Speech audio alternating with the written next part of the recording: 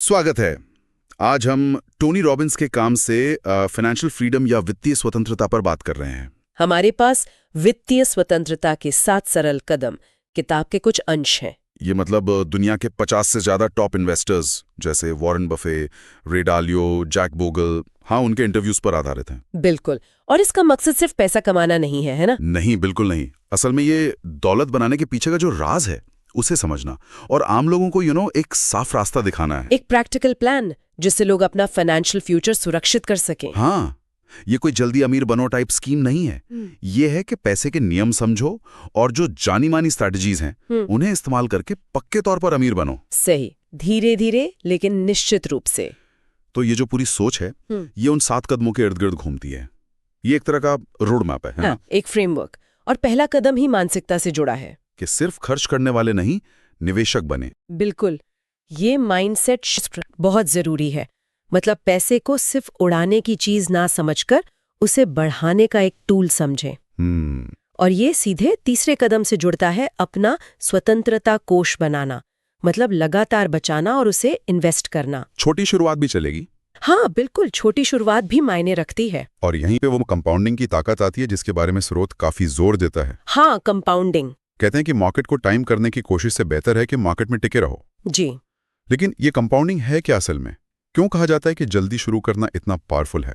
देखिए, कंपाउंडिंग का सीधा सा मतलब है कि आपके इन्वेस्टमेंट पर जो कमाई होती है वो कमाई भी फिर से इन्वेस्ट हो जाती है और वो भी कमाना शुरू कर देती है। अच्छा, मतलब ब्याज पर ब्याज जैसा? हाँ, बिल्कुल वैसा ही। शुरुआत में शायद ये ज्यादा ना लगे, लेकिन लंबे समय में जैसे 10, 20, 30 साल में ये एक बहुत बड़ा फर्क पैदा कर सकता है। ना एडवांटेज मिलता है।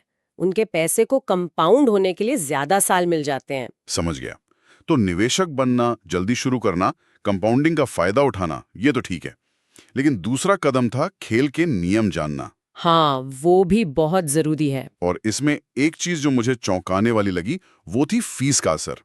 ये जो छिपी हुई लागतें होती हैं, ये कितना नुकसान कर सकती हैं? ये वाकई एक बहुत बड़ा पॉइंट है और सीधे नियम जानने वाले कदम से जुड़ा है। म्यूचुअल फंड की मैनेजमेंट फीस होती है, सलाहकारों का कमीशन होता है, कुछ टैक्स भी होते हैं। ये सब छोटी छोटी लगती हैं। हाँ, लगता है जैसे कुछ पैसे ही तो कटे। पर जब आप लंबी अवधि में देखते हैं तो ये हमारी टोटल कमाई का एक बड़ा हिस्सा चुपचाप खा जाती हैं। सोचिए, अगर फीस की वजह से आपका सालाना रिटर्न सिर्फ 1% भी कम हो गया तो 30-40 साल में? हाँ, तो वो लाखों का फर्क बन सकता है। तो इन कॉस्ट्स को समझना और कम फीस वाले ऑप्शंस ढूंढना बहुत जरूरी है। ये तो सच में आंखें खोलने वाली बात है। अच्छा, फीस से तो बच गए, मान लीजिए, लेकिन मार्केट ऊपर नीचे भी तो होता है। बिल्कुल होता है। तो स्रोत इसके लिए 5वें कदम की बात करता है, asset allocation.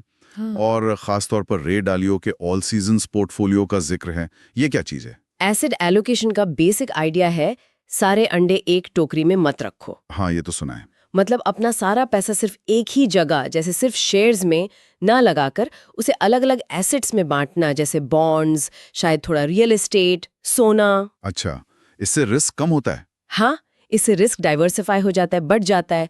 All seasons portfolio इसी का एक उदाहरण है। इसे रे डालियो ने इस तरह डिजाइन किया है कि वो अलग अलग इकोनॉमिक माहौल में, चाहे ग्रोथ हो, मंदी हो, महंगाई ज्यादा हो या कम, ठीक ठाक परफॉर्म कर सके। मतलब हर मौसम के लिए तैयार? एक तरह से हाँ। इसमें अलग अलग एसेट्स का ऐसा मिक्स होता है जो एक दूसरे के उतार चढ़ाव को बैलेंस करने में मदद करे। ये लॉन्ग टर्म स्टेबिलिटी के लिए है। ठीक। तो आपने माइंडसेट बदला, कंपाउंडिंग समझा, फीस का ध्यान रखा, अपने निवेश को फैलाया। लेकिन एक सवाल फिर भी रहता है। चौथा कदम था ये जानना कि आजादी के लिए आखिर कितना पैसा चाहिए। हाँ, अपना नंबर जानना, एक टारगेट सेट करना। पर क्या ये सब सिर्फ पैसा जमा करने के बारे में ही है? स्रोत बार बार स्वतंत्रता पर जोर देता है। ये बहुत अच्छा सवाल है। और स्रोत ये साफ करता है कि सच्ची दौलत सिर्फ बैंक बैलेंस नहीं है। बिल्कुल नहीं। तो फिर क्या है? ये है अपनी शर्तों पर जीने की आजादी। वो काम करने की क्षमता जो आपको पसंद हो, जिसमें आपको मीनिंग मिले। अपने रिश्तों, अपनी सेहत, समाज में योगदान, इन सब का आनंद लेने का मौका। पैसा इस आजादी को पाने का एक जरिया है, अपने आप में मंजिल नहीं है। और यही बात 7वें कदम में भी है, इसे अभी करें, इसका आनंद अभी लें। ये नजरिया वाकई बहुत अलग है और मुझे लगता है कि दुनिया के सबसे कामयाब इन्वेस्टर्स की जो समझ है उसको इतने सरल प्रैक्टिकल कदमों में ढालना, ये स्रोत की बड़ी ताकत है। निश्चित रूप से ये एक मुश्किल लगने वाले सब्जेक्ट को आम लोगों के लिए आसान बनाता है। हाँ।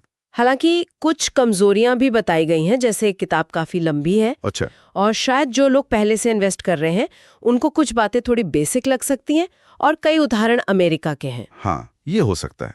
लेकिन जो लोग शुरुआत कर रहे हैं उनके लिए ये एक जबरदस्त स्टार्टिंग पॉइंट है। तो कुल मिला के जो टेक अवे है वो ये है कि एक प्लान बनाओ, आज ही शुरू करो, देर मत करो। हाँ, और खेल के नियम समझो, खासकर कॉस्ट्स और लॉन्ग टर्म सोच के मामले में। इससे उन लोगों को ताकत मिलती है जो अक्सर फाइनेंस की दुनिया से घबराते हैं। बिल्कुल, वो डर हटता है, कॉन्फिडेंस आता है। अच्छा, इस चर्चा को खत्म करते हुए एक सवाल छोड़ जाते हैं सुनने वालों के लिए। स्रोत कहता है, 7वां कदम, वर्तमान का आनंद भी लो। अब सच्ची दौलत की परिभाषा तो हर किसी के लिए अलग होगी, तो ये जो बैलेंस है, भविष्य के लिए बचाना और आज में जीना, ये हर इंसान के लिए कितना अलग दिख सकता है, इस पर सोचिएगा जरूर।